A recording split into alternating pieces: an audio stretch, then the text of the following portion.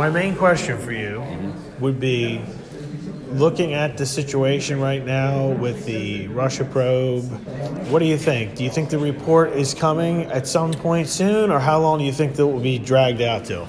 I believe it'll be coming soon. I don't know when. Depending on what you read, it'll be next week. But I would say, certainly by mid to late March, at the outset, and it could be sooner than that. What was the greatest challenge for you in terms of the Russia inquiry, the Russia probe, when you were working with the president, working in the White House? The most difficult thing for me was the first 48 hours. I didn't have any staff, so I had to staff up.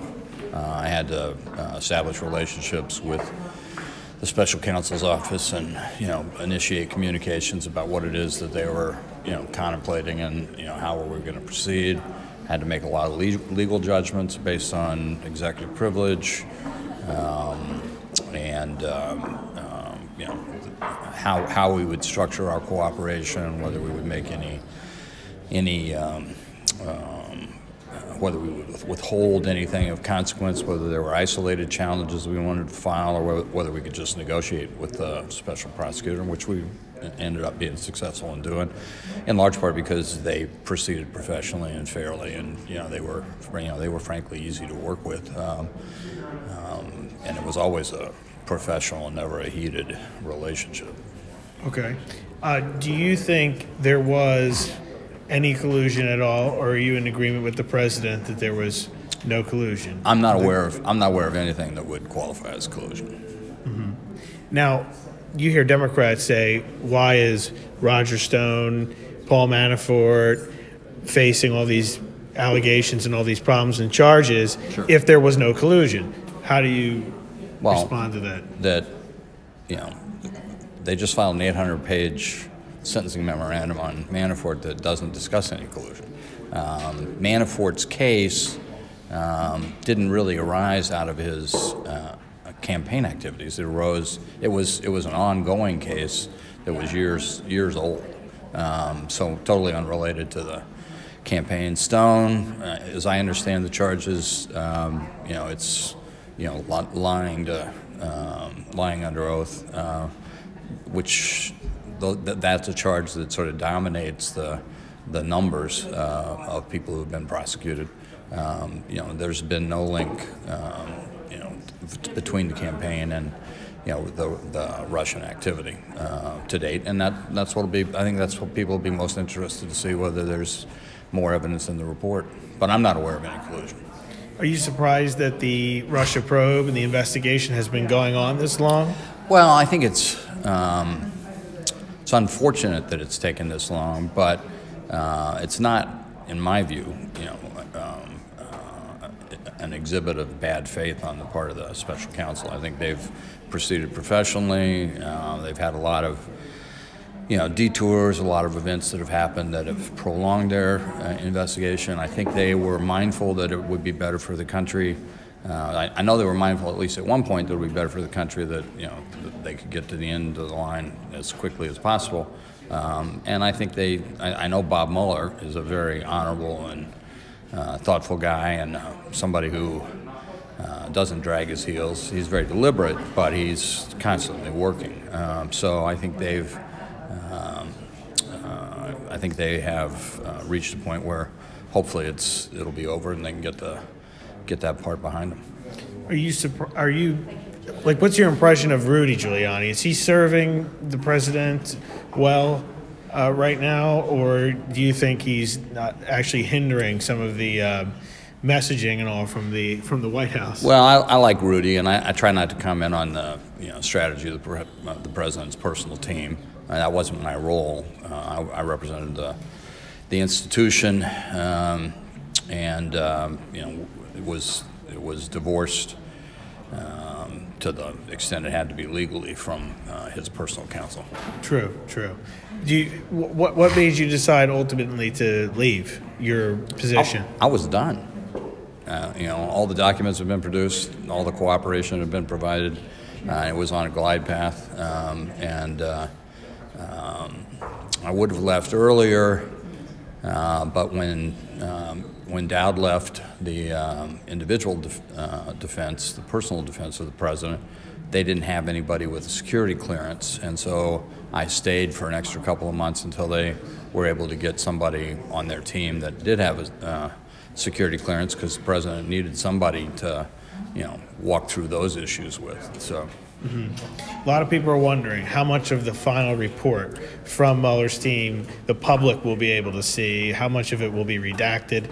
What do you think? Will a significant portion be redacted, or will the public see a lot of it? I don't think the public is likely to see the report unless it's leaked. Under the regulations, 28 CFR 600.1 to 600.10, the process is Mueller gives a confidential report to the Attorney General, and thereafter any communications about it are up to the Attorney General. He's obligated to tell Congress that he's received the report. He's obligated to tell Congress whether there were any requests by the special counsel that were not honored by the Justice Department.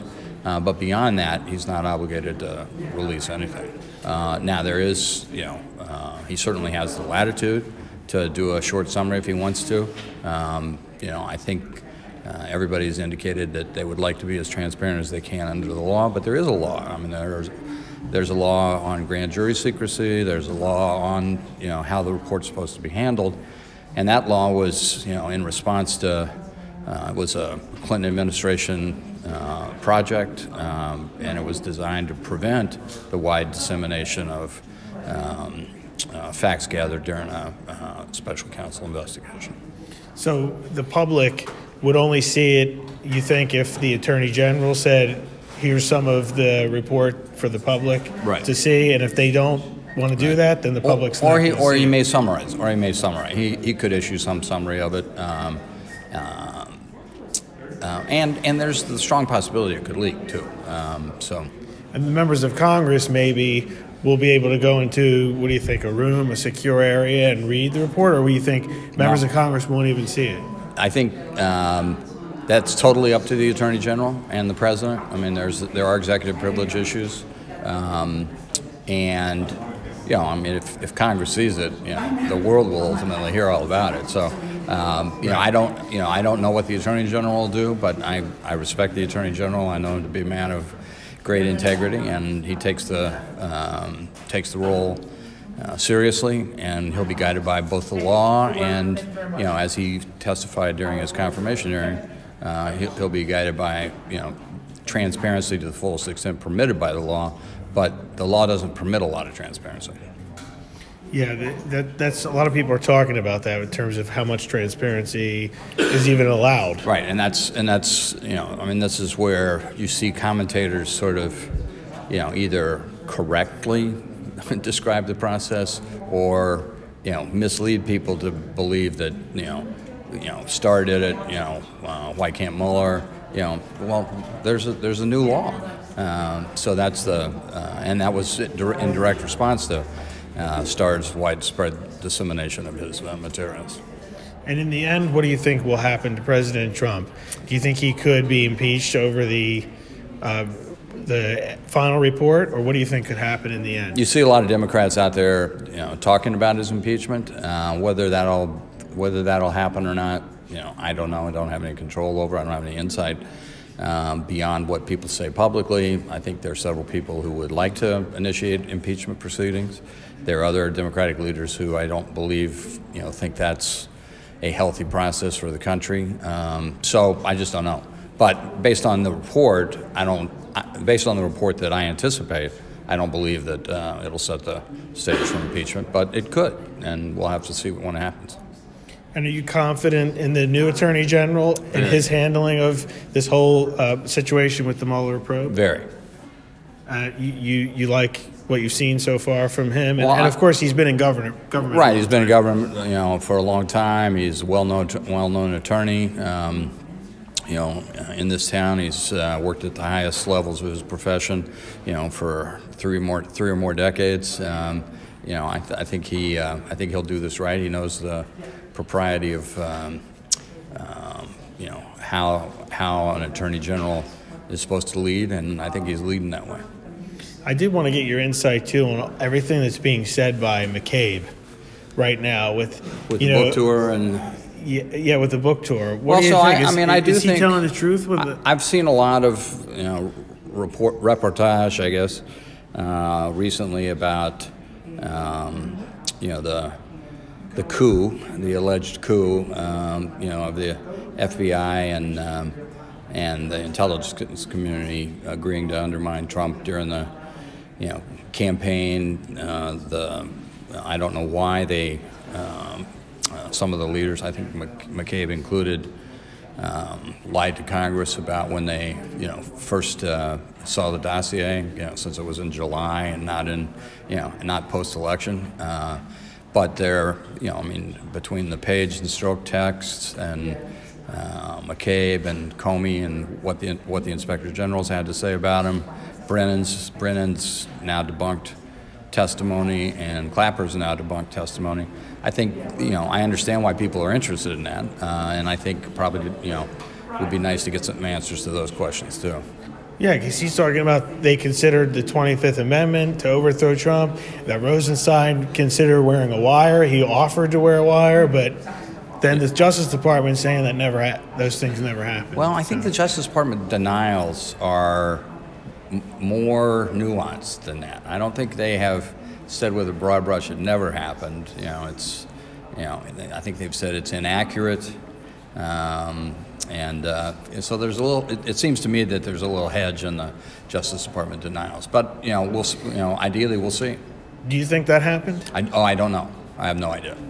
But you do think that there was some sort of effort in the law enforcement community right at the end of, I shouldn't say law enforcement community, in the FBI, right before Trump took office and then during the beginning of the administration to hurt Trump intentionally and undermine his presidency? Yeah, I wouldn't characterize it quite in that, in those judgmental terms. But yes, it's been brought out in testimony and emails and Inspector General's reports that some odd things did happen, and even Comey admitted that he declined to follow protocol in terms of the Flynn interview just because he thought he could get away with it.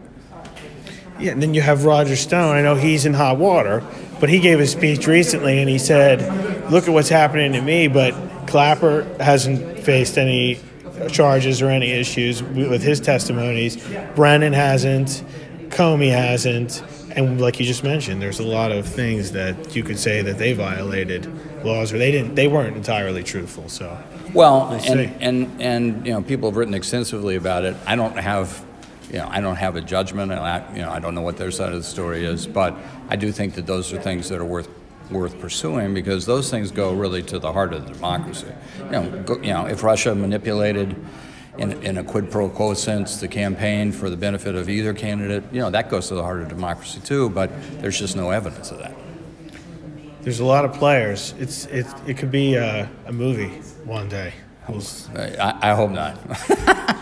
You might be in it. You never know. If I am, I want to be played by Wilford Brimley.